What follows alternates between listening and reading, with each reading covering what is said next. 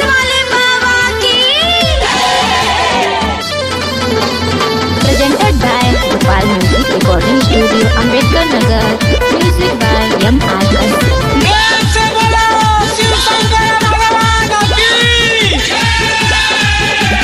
देखे में दूबर पातर बारू औरी कमा जोर कैसे जैबू हो। देखे में दूबर पातर बारू औरी कमा जोर कैसे जैबू हो। कांवर लेके काने पे भौजी मोर कैसे जैबू हो। कांवर लेके काने पे भौजी मोर कैसे जैबू हो। Presented by Gopal Music Recording Studio, Ambedkar Nagar.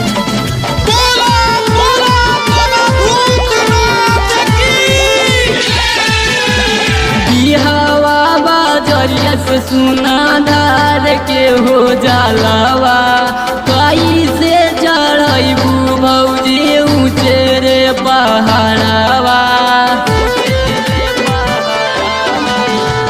हवा बाजरिया से सुनादार के हो जालावा कैसे चढ़बू भौजी ऊँचे रे पहाड़ावा। लैकाना दुआर बारू बाते लागी गोड़ कैसे जैबू हो।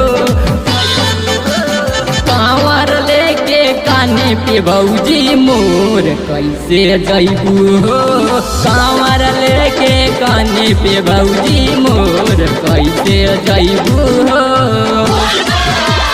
Presented by Gopal Music Recording Studio, Ambedkar Nagar.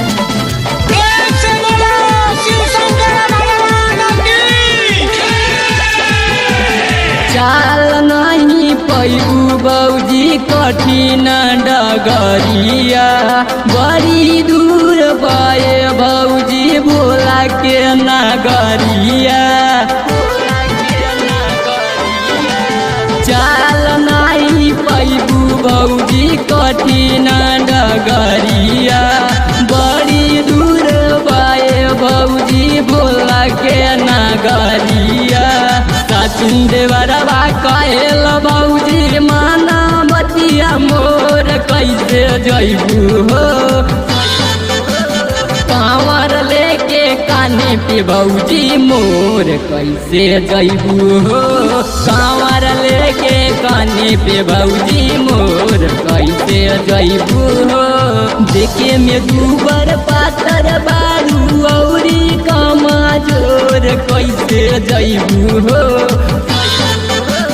कांवर लेके काने पे भौजी मोर कैसे जैबू हो।